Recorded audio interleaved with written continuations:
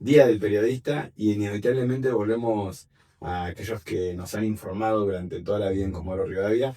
Sos el hombre que sigue siendo recordado por la comunidad cuando uno habla de aquel que te informa. En la radio, Carlos Omar.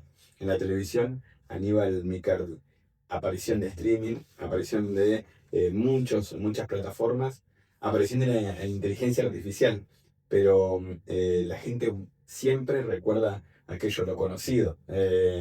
¿Cómo te sentís ahora que ya dejaste un poco el trajín de la información? Pero ¿cómo nos podés remontar a aquel momento en el que Comodoro Rivadavia encendía la pantalla para verte a vos y para escuchar y para saber lo que estaba sucediendo? ¿Cómo andas? Un gusto realmente saludarte, saludar a toda la gente que nos está mirando. A veces me sorprende un poco el recuerdo de la gente, han transcurrido varios años, yo hace 8 años y en la radio y 9 en la televisión que dejé mis actividades y todavía la gente permanece con un recuerdo fresco de todo lo que hacíamos.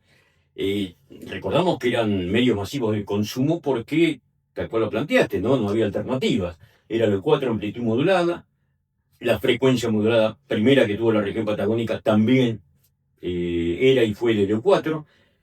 Por lo tanto, bueno, concentrábamos mucha audiencia, tal vez sin querer, pero bueno, concentrábamos mucha audiencia. Eh, Extrañando un poco de que la gente todavía tenga esos recuerdos, perdure algunas cosas que hicimos, en la televisión especialmente, ¿no? Que es sonido e imagen. Y chicos que a mí a veces me sorprenden, de entonces, que hoy son criaturas de 30, 28, 25 años, que se acuerdan cuando nos mandaba a dormir, de las payasadas que hacíamos con el padre Corti, que cada medianoche hacían cierre de Canal 9, una vez iba en vivo, y entonces generábamos ahí 5 o 10 minutos de humor para que los chicos se vayan a dormir, y él tenía su mensaje de despedida para que todos puedan tener un sueño conciliador y un despertar mejor, ¿no? Así que fueron épocas que las recuerdo con mucho cariño. Algunas informaciones, algunos episodios los tengo muy frescos, otros no. Pero claro, nosotros empezamos en la época del 72, el caso mío, en la radio. Viví la época del blanco y negro en la televisión a partir del año 1978, ¿no? Pero claro, medios de consumo masivo que evidentemente generaban, por supuesto, la posibilidad de que la gente esté permanentemente informada, entretenimiento, el caso de la radio y la televisión, ¿no? Y son programas, son noticieros, en mi caso, que tuve mucho tiempo, ¿no? Que han marcado también lo que fue el devenir histórico de la ciudad de Comodoro Rivadavia y de la región. Se hacían muchos programas que tenían que ver muchas veces con toda la región en función de la concentración de audiencia que teníamos en esta ciudad y en parte de Santa Cruz Norte, y bueno, tendiéndonos hasta Sarmiento Río Mayo, en caso de Canal 9. De la radio no hablemos, en una amplitud modulada, así que llegaba hasta distintos rincones, no solo de Chubut, sino también de Santa Cruz, ¿no? ¿Cuál fue la noticia más importante que te tocó dar y cuál es la que te marcó hoy en día haciendo memoria? Varios episodios, seguramente la guerra de Malvinas fue lo más impactante, porque recibieron la información a 5:30 de la mañana en la radio, estábamos todos de guardia en el servicio informativo, yo era jefe de noticias de la radio, porque el día anterior nos mandaron a circular desde la cabecera nuestra, Radio y Televisión Argentina, Radio y Televisión Argentina en ese momento, ¿no? De que todo el personal tenía que permanecer de guardia a partir de la medianoche. Y a las 5:30 de la mañana aproximadamente empezamos a recibir algunos informes, algunos trascendidos de que era inminente el desembarco en Malvinas. En ese momento se había desatado un conflicto que no había llegado a ser aparentemente muy grande en la zona de las Islas Orcadas para nosotros, para los ingleses, ¿no? Y todo hizo detonar en desembarco de la fuerza en Puerto Argentino. Ese episodio lo recibimos de manera concreta a 7:30. Ya había información previa, ¿no? Fue lo más impactante recibir la información, ¿no?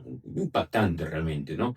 Bueno, eso seguramente marcó un poco todo lo que fue un episodio que duró tanto tiempo con un saldo, bueno, que todos conocemos, muertos, heridos, un desastre económico para el país, una decisión trasnochada del gobierno militar de entonces.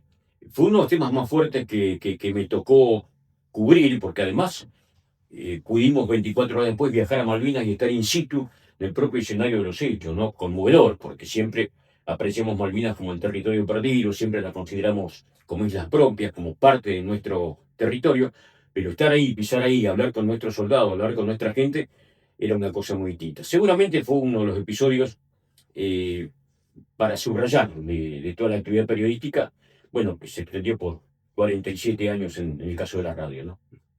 Y cuando haces un parangón con la actualidad y aquel momento en el que te tocaba trabajar y te tocaba informar, ¿qué análisis haces? Y hicimos un gran esfuerzo porque todo es mucho más artesanal, mucho más casero, comparado con la tecnología de hoy. Por supuesto, en ese momento eran los medios importantes también con los que contábamos y con eso trabajábamos. Mi primera misión fue cubrir un incendio en el lago Fontana, en el bosque del lago Fontana, con un grabador que pesaba casi 4 kilos al hombro. Y solo mi alma, porque bueno, allí fue un avión, me dejó y yo transmitía para la radio, no había muchas posibilidades, un teléfono fijo que tenías que rezar para que funcione, ¿no? Así que con los medios con los que contábamos, creo que nos defendimos bastante bien, pudimos también ser informantes y transmisores de noticias importantes que hacían al desarrollo de la ciudad. Eh, Teníamos pocas posibilidades tal vez tecnológicas en cuanto al teléfono, era el teléfono fijo y tenías una llamada a larga distancia, tenías que esperar un tiempo de 45, 1 hora, 2 horas hasta que te podían dar la conexión. Santa Cruz, Río Negro, no solo a Capital Federal, ¿no? Así que, más allá de lo que uno observa en este tiempo, con limitaciones de aquella época, y creo que desarrollamos un trabajo bastante interesante y además teníamos la posibilidad de estar, no sé cómo se trabaja ahora, ¿no? En el cuerpo a cuerpo, permanentemente en la calle, que es muy importante.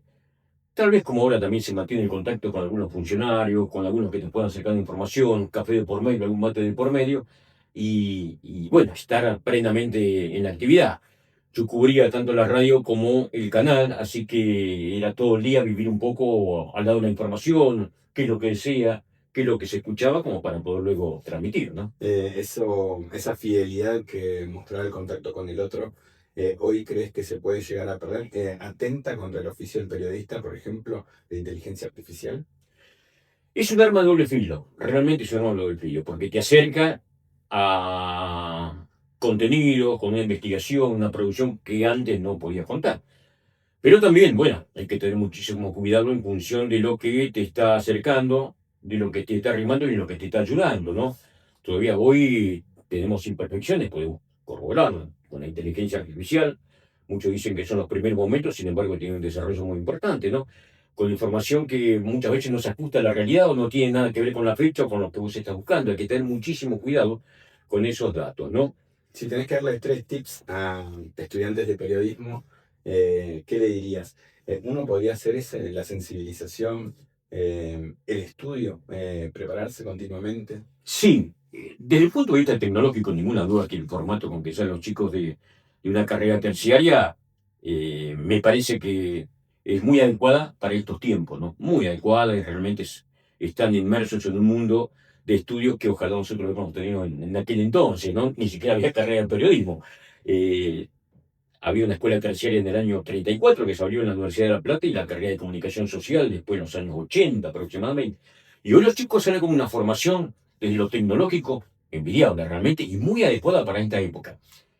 Luego habría que ver la otra parte, el cuerpo a cuerpo, el contacto personalizado, que no se pierda el calor humano, que es muy importante para el desarrollo de nuestro trabajo.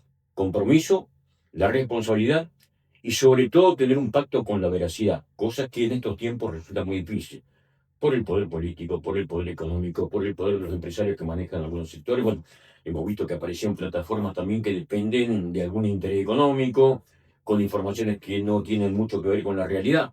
Entonces, con todo eso hay que tener mucho cuidado, un prurito muy especial, y eso van a ser tiempos muy difíciles, ¿no? Para quienes tengan la misión de continuar en el camino.